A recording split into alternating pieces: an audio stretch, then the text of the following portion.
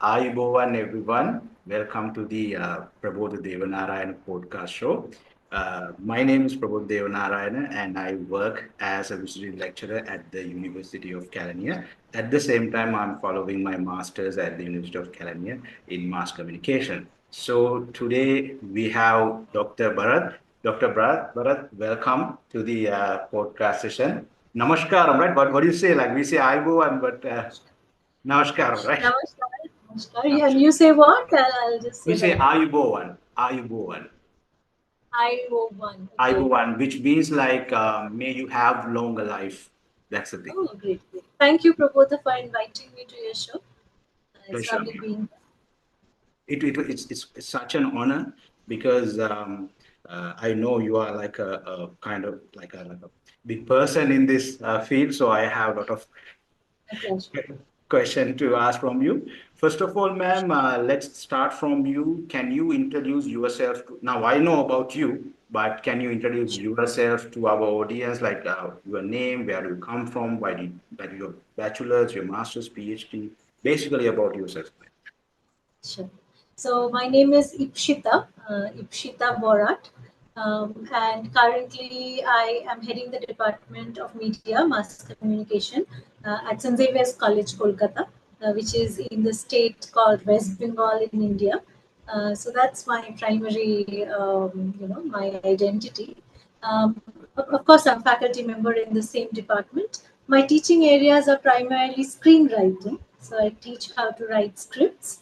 And apart from that, my specialization, that is my research area, and also one big aspect of my teaching area, essential part of my teaching area, is film studies, or what you call cinema studies. So as far as my academia is concerned, I have also kind of bit into filmmaking quite a bit. So early on, I had an interest in filmmaking that led me to pursue a graduation from my very same department where I teach right now. And I did my graduation from St. Xavier's College in filmmaking, in mass communication and videography. We have a specialization in videography. Followed by that, there's a particular university called Jamia Millia Islamia, that's in Delhi. It has a very famous department called MCRC.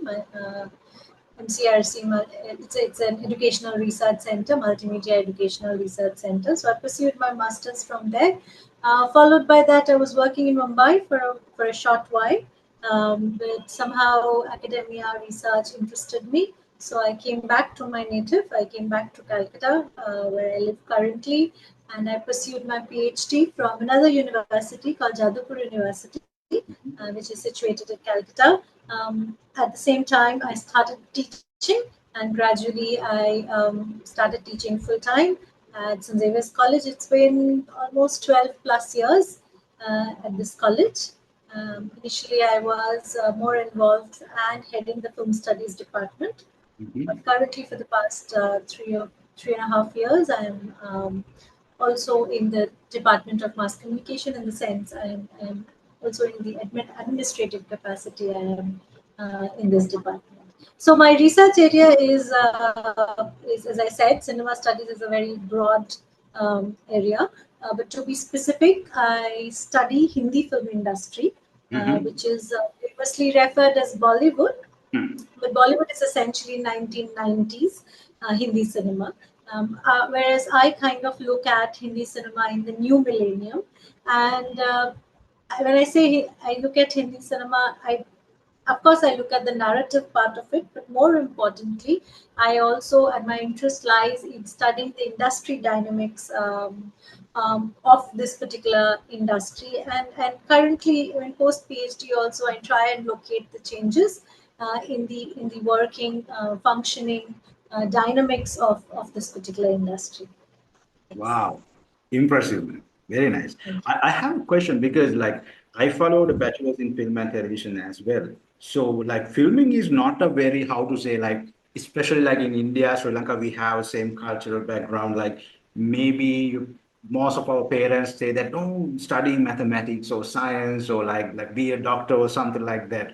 But you and I both we studied filming. So, but in my case, I just like I love films, but I just got selected, then came to the university. But in your case, ma'am, I just want to ask you, like, why did you choose this particular field rather than going to maybe like science or engineering, especially when you talk about India, engineering is very famous.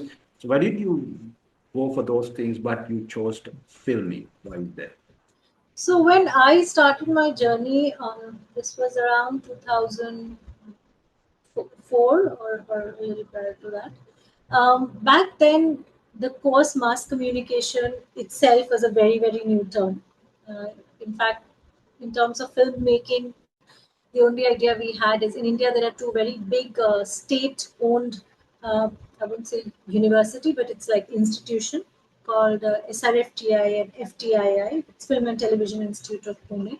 So those are the two very big brands in terms of filmmaking. But apart from that, at that point of time, there was not really any place if you want to learn filmmaking or even content creation, as I call it today. Videography is also a lot about content creation. So at that point of time, honestly speaking, I did not have it in mind that I'll become a filmmaker. I'm yet not. I can't call myself a filmmaker. I would rather call myself a Mm-hmm. storyteller. But what I knew that I had a keen interest in creativity, right? So at the same time, painting was not my forte, but I knew that somewhere stories interested me a lot. I liked reading a lot. Even at that point of time, I was watching a lot of films. I used to write and scribble stories, or have these make believe scene which I used to enact. So that somewhere it was there. Actually, since I was not aware of this subject initially, I also wanted to study psychology. Mm-hmm. Which is a very different subject, but again, very intertwined with human lives. Mm-hmm. So somewhere I believe what I do still today, of course, I'm not talking about the research part of it, but say screenwriting part of it or the filmmaking part of it, in Mm-hmm. whatever capacity I pursue, I am still creating. I'm creating humane stories, right? I'm dealing with humans, and I'm creating stories which are about them. So essentially, that deep interest in human behavior and human psychology Mm-hmm. somewhere lied right in the beginning, and I'm also right now maybe planning to pursue a master's in psychology. At least I'm looking forward to different avenues for that. So yes, that's where my interest lies. Wow, that's really nice. Now, in our college also, we talk a lot about Indian cinema and Bollywood and those things. Ma'am, I want to ask you something.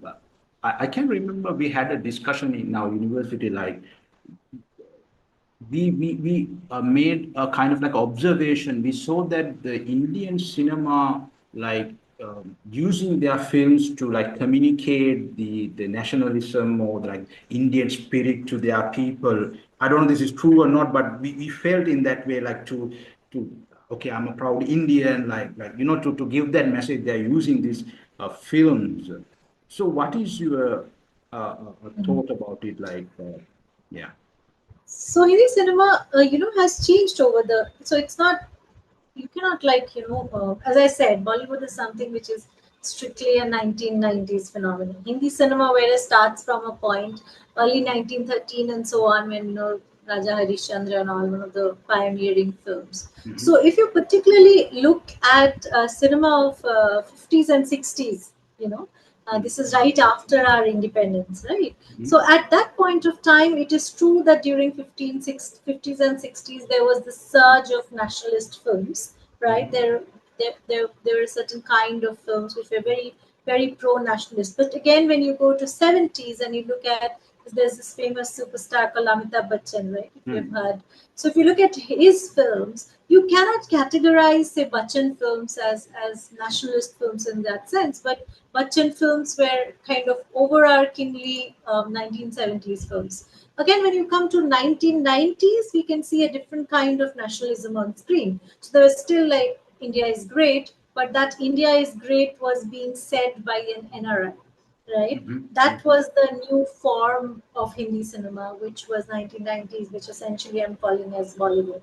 And in contemporary times, the idea of nationalism, I think itself is very blurred because we are all living in a very global world. So, in terms of the entertainment industry, it is essentially becoming more and more global content, and there's some sort of constant tussle between the local and the global. So I think there's a lot of attempt nowadays, particularly in terms of all these mythological films, it's RRR and all of this. So there's an attempt of, there's a particular term called globalization, which is they want to appeal to a global audience, and yet they have to keep some aspect of local. So, we often, when we talk about art, we forget the industry part of it. But end of the day, it's art is very much intertwined to the audience. Art is very intertwined to the business, and any business is intertwined with the reception of these products, right? So that's why, sorry, I kind of drove back into my research It's area. fine. So No problem. consumption is here is very important, right? So it's true that cinema have had nationalist tendencies in different forms and different time frames in Hindi cinema. But at the same point of time, I think apart from 50s and 60s, later on, it was a conscious choice, as in terms of nation building, but at the same of time, more importantly, it was also a conscious choice in terms of the audience. So, for example, if you ask me that why suddenly in 90s we were making all these films called India is Great, which is being said by NRIs, it's because most of the tickets were being bought by the overseas market. So the NRIs were buying the tickets. So you have to make films which make them happy, and what makes them happy is by calling them their great patriots. So we see a lot of films which are oriented towards that, right? And suddenly post 90s, we see also a gradual decline of these, you know, these kind of films, and we see different kind of films altogether.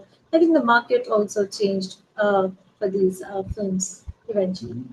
Wow. Okay. And one more question, like normally I always see your LinkedIn post, like you are really active there. You are sharing about the different events, and I love to read them. Like I feel like you are a very active lecturer. Like you are like really your skin is there. Like you are really in the game. Like I just want to ask you, like when you are like teaching in your classroom, so do you feel like your students are also as engaged as you, or do you feel that they are just like pursuing like different things, or like maybe they want to be a billionaire like Ambani, or like these days we are highly invest in Ambani trading in Sri Lanka also. So what is your experience in the classroom? I just want to ask you. Touchwood, I think Davis College at present is the fifth ranking college in India. This is the Mhm. college where I teach, and we have very good, not just in terms of not talking about numbers, but in terms of quality. Of course, there's numbers, and we have every year hundreds of applicants, and we have an admission test and so on. But in terms of quality, we get very, very engaged. Touchwood, Mhm. that's my privilege. And I think most of the students who come there are already oriented to a certain extent Mhm. towards filmmaking, content creation, and I think generally, the generation right now who are coming into classes are very they already know a lot of things, right? Mm. So Mm. they already know a lot of softwares. I mean, sometimes they teach us also, right? Mm. So Yeah. essentially, what we are doing in class is no more teaching softwares. Mm. It's no more about teaching how to operate a camera anymore. Maybe previously it was somewhere also as a teacher our role, because we didn't say when I was doing graduation, I didn't even we didn't have a Mac at home, right? Or I didn't have an editing. It was not possible for me to edit anything at home. I had a Mhm. computer, but it was a very, very in fact, my first laptop I got in my master. So you can understand what I'm talking about. Yeah. So at that point of time, students were very dependent on. So I think our teachers had this onus of also teaching us a lot of technical. Mhm. As in how to use these equipments. But right now, our main attempt is to teach them design, is to teach them how because Okay. learn you have to know how to design, right? Mhm. Sorry, your screen froze. Are you there with me? Yeah, yeah, yeah. I can hear you. There's a Yes. kind of like a Yeah. functioning, but no. So, Yeah. Yeah, great. So that's what I was essentially talking about. So Mhm. yes, if you get very, very engaged students, Wow, that's privileged nice. Maybe one day I'll come to like like to please, India. sure, sure. Yes, No, actually, definitely. like I hope to visit India, like maybe in November. I think we are coming to Trichy, like for a conference or something. Maybe if I Great, get a great. chance, definitely I'll come. Sure, sure. Please do it. Definitely. And I want to ask another thing. Like now, everyone is talking about AI, and like AI is coming, especially on LinkedIn. I'm following a lot of people who are like talking about AI, and I think now it's kind of like the new thing, the talk of the town. So, what is your point of view towards AI and how it can like affect cinema, communication, and basically to your field?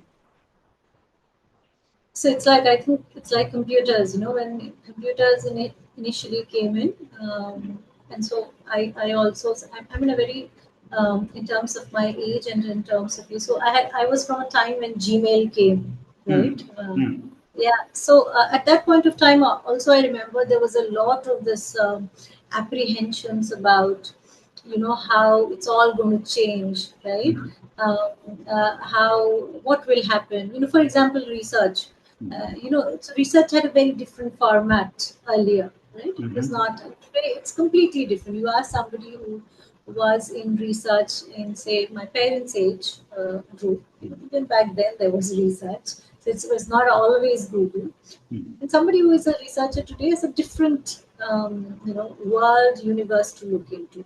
I think AI is also something like that, and that's why we are kind of there's a lot of apprehension, there's a lot of dilemma of what will happen. But essentially, just like we have used computers to our benefit, Hmm. and but computers didn't replace us, right? We just Hmm. started assimilating and using computers to do some of our tasks, right? Hmm. So similarly, I think AI, I mean, if you have to use the AI technology smartly, right? Hmm. And so you were talking about LinkedIn. What I'll just share in your Hmm. podcast, what I essentially do is I'm not talking about posts which are related to me, but in general, I share whatever comes a conference or anything. And I ask, my students are usually my people who follow me in my LinkedIn. So Hmm. that becomes easy for them. And what happens is once I start doing that, immediately I get the same kind of content because that's the nature of AI, Yeah. right? Um, and that kind of then becomes very helpful. So it's tricks like that. You have to use AI to your, you have to know using AI to your benefit. And I think also, writing the proper cues. This is something which we have to bring in our classroom. You already have, is that I never say don't use ChatGPT, but just use it smartly, right? Hmm. You have Hmm. to know what questions or what cues, as you say. There's a particular term, no, which is called AI. What is that? ChatGPT, No, no, ChatGPT, but there's a term called prompt engine. I'm Is it prompt? in this course called AI something, how to use AI or something of that sort. That thing. Right? And Okay. I went through this. There's a particular term also very interesting, and I thought such a fancy term. What will be the course about? So Mm-hmm. essentially, it was telling what kind of questions to ask, Mm-hmm. right? Mm-hmm. Which Mm-hmm. get the correct answer. So I think Mm-hmm. today's dates slowly will also get there, where more than actually physically doing the, say we are looking at the data. So rather than physically looking at the data, we have to exactly know what are we trying to look from the data, and that's why AI. I think I can do a great job if you use it smartly. Okay. Yeah, I hope I did over. I talk a lot, so No, it's I fine. It's did. fine. Like I'm all for it. Like I'm just like I'm here to learn from you. It's actually like a free lesson for me. I should be really glad for that one. So basically, that means like you are one of those people who don't like see AI as a threat. You just see it as a tool rather than a threat, isn't it? Yeah. Yeah, essentially, yes. I mean, you can't say in today's date I can't use computers, right? I mean, you have to use, otherwise you're stupid, as simple as that. So AI is something like that. You have to know how to use it. Mm-hmm. Um, Also, to what extent to use it and where to use it. If you're smart enough in doing that, good for you. Mm-hmm. Yeah. Survival of the fittest was always there. Always. It still remain. Definitely. Yeah. Definitely. We can't not, that you can't help. Yes, true. That's true. And ma'am, I want this is like the one of the most like actually the question that is very close to me. So I'm pursuing my masters. So like maybe like in the future, maybe go for other degrees. So and you have already done that. So what is like the advices that you can give for a master's or like a person who's like maybe looking for a PhD in the future? So is there any like a particular advice or is there any mantra that I should like follow or like what is it? Can I philosophize at this point? Because that's what I always do when students ask me about this, that ma'am, what exactly should we pursue in our masters or where should I apply? Mhm, So it's only, so the logic is that you can only excel in things mhm, which you find interesting, right? mhm, You cannot excel in anything which you don't find interesting. It is not mhm, possible. mhm, And also, it's just one life. If you're not having fun, what's the point, right? mhm, mhm, So it's all about, and here, even as a teacher, I'll tell you, I had this understanding in one of my trips. I went for a solo trip, and mhm, there was this boy, and he was around 22 or 23, and he said that I asked, "What do you do?" So he said, "I don't study." I mean, mhm, I said, "Then what?" And so he said, "I do something of my own, small business." And I being a teacher, I started philosophizing. You should do your graduation, finish your graduation at least, so and so and so. And so. And then he showed me his profile in wherever, LinkedIn or somewhere. And mhm, he was running a successful business, right? mhm, And we had a small chat, and he told me how he started his business, he grew his business, and he finds a lot of fun. And I think his interest was doing something in gaming, right? mhm, Not a, mhm, it was some sort of business which is related. And I was very inquisitive. I learned about it. So mhm, when I inquired more, he said मजा आता है ma'am उसमें मजा आता है मुझे, right? mhm, So that is very important कि आपको मजा आए, which means that you should be really really interested. So research is also something like that. Today itself I was telling my student, asking me which topic or how to do. I said, what is the topic which interests you, mhm, right? Which you are really in general inquisitive about, mhm, right? Please study only that. Please research only that, because mhm. फिर मजा आएगा. और if you are not having fun, you can't excel, and forget about excel. If there's no point, No point. literally. That's Wow. the only mantra. That's I think that's a very nice advice because in just like India and Sri Lanka for the higher education, kind of like a very tough competition. But even to get into the bachelor's degree. Don't be bothered about with competition and all. As I said, if you keep that thing straight, whatever I do, I have to have fun, right?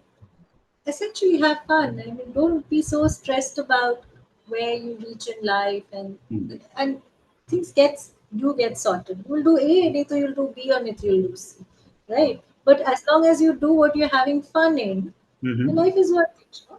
Mm-hmm. Yeah, Wow. Wow, I that's know a easier said than being done, but हो जाता है. हो You जाएगा. try and हो जाएगा. That's a nice advice. And I want to ask you this, like, I have one of our friends, Dr. Rao, he's working in the library science field in India. And I can't hear you. Sorry. Once again. can you hear me? Yeah, Can you hear me? Doctor. Yeah. Yes, Dr. Rao, like, yeah, he's in the library science field.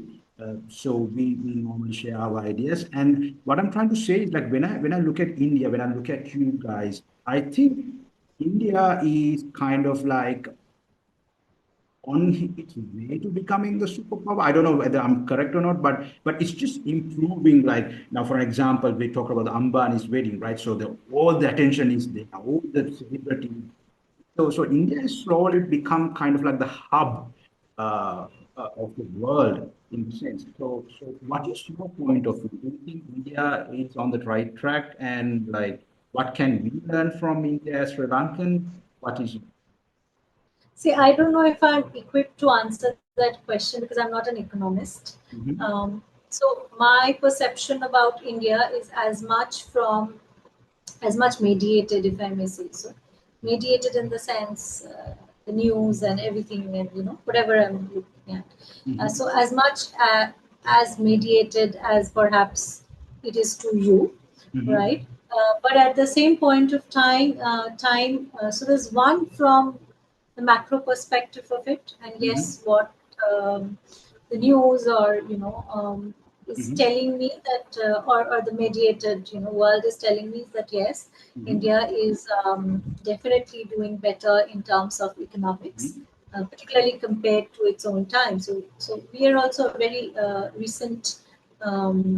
The liberalization happened in 1990, right?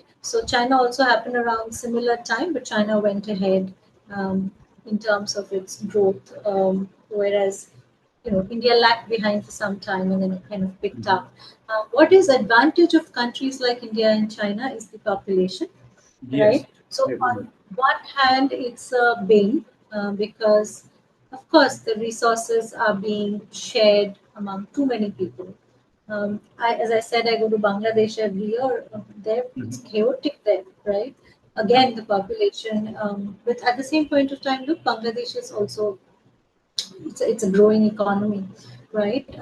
It's one of the growing economies.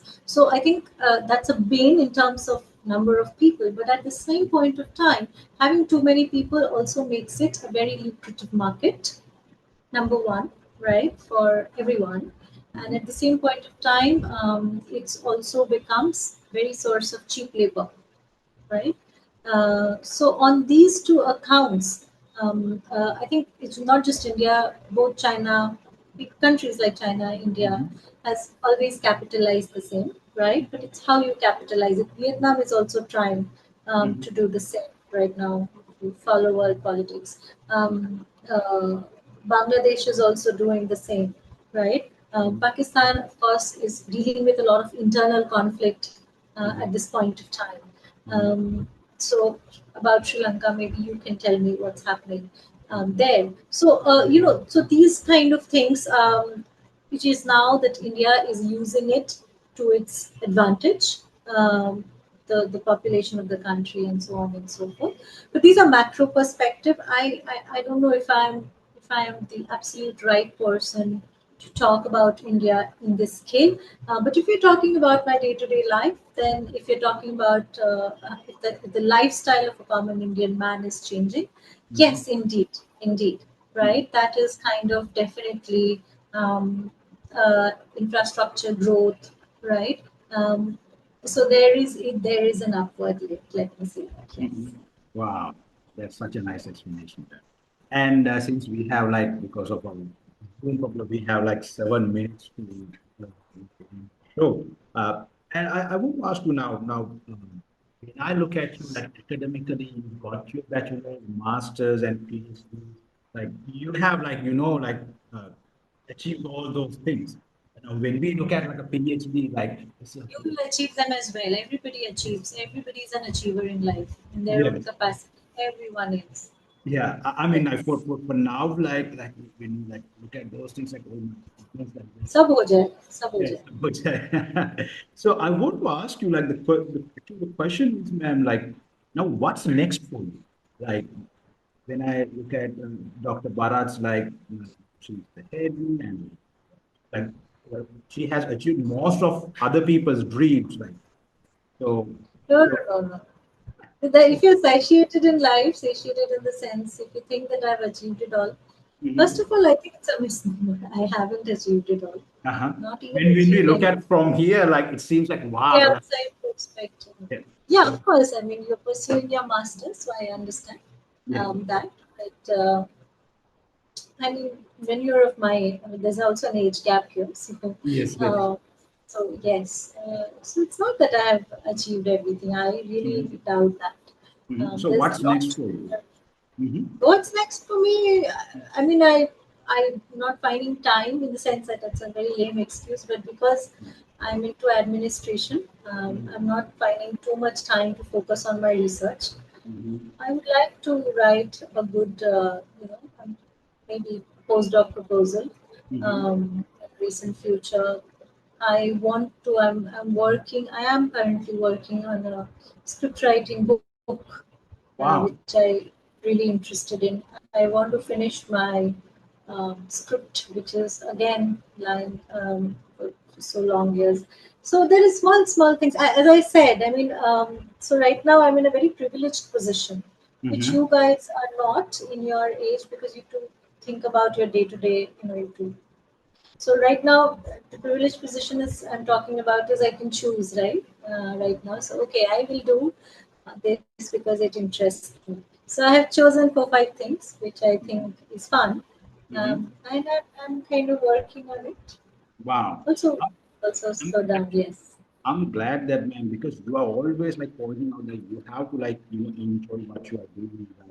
That's like such a nice point because like as I mentioned earlier, a lot of even the student in my master's class there, because in Sri Lanka now a lot of people are trying to get out of the country and like, like they want to go to other countries. Initially, like they went into I Paris. can't hear you.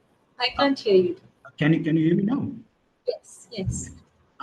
What I was saying, like a lot of students in my master's class also, what they are trying to do is they just want to like finish it.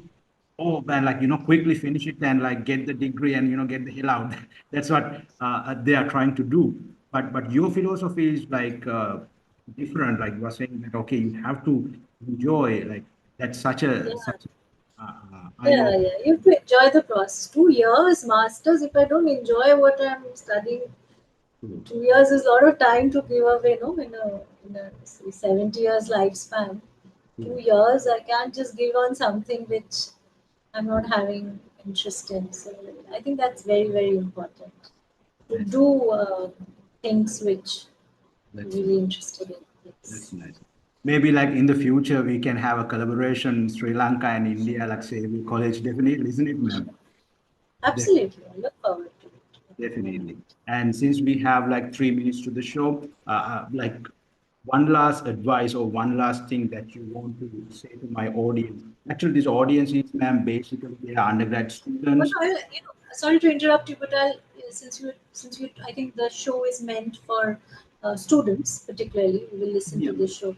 yeah, It's also very important for you to travel, right? exactly. So Mm, US has this. I've seen the culture where mm, they take a year leave or 6 months leave and they travel. This is particularly I realized once I start traveling. But I yeah, started traveling after my PhD, which is very mm, recent. Not mm, recently, but 6 7 years back. But US has this culture, or even UK, the Western world has this culture, and we mm, somehow don't have this culture. For yes, us, it's just becomes like quickly finish this and graduation, and quickly finish masters and quickly finish exactly, PhD. So life exactly. becomes, and I think that's the culture across. It's the same in China. Mm-hmm, It's the same in Japan. mm-hmm, Japan has, I think, stricter work-life balance is even more mm-hmm, skewed in Japan, right? So for us also, India, all our neighboring Sri Lanka, all of us, so we are constantly in have adapted that sort of culture because I think the mindset is we are I won't use the word labor, but we have to um, uh, constantly be productive. So it's good to be productive, and it's very important. mm-hmm, And you are definitely helping the capitalist economy. mm-hmm, But at the same point of time, it is very important. Your personal growth also is very important, right? The growth which is beyond just studying what you're looking at. So it's very important that you take that time off, mm-hmm. and I think that comes from travel. So you have to find time, you have to find those blocks, shop blocks, where you can travel on your own, so that your personality also becomes, you grow as a person. Because what I have realized, and of course I have kind of, I won't say I've not led a very but I've seen my students, only those students kind of really excelled in life, if you're really Mhm, so worried about excelling, who mhm, had a wholesome development. And it was not just their marks, and it was not just, I mean, you could be an excellent researcher, but if you don't know how to speak in a conference, then you lose out there, right? So that's what I'm saying. That I think development is always very wholesome. So please focus on your inner journey, on your inner growth, in terms of meeting new people, talking to, like, it's a fantastic thing that, Mhm. you are talking to so many people you don't know about. You started something new on your enthusiasm. You're taking a time off, right? Otherwise, you Mhm. could have also just pursued it. Yes, of course. Thank you, Dr. Bharat, for your advices. I really appreciate it. And thank you for attending the podcast session today. And thank you, everyone, for listening to the today's episode. We will see you soon. Bye, everyone.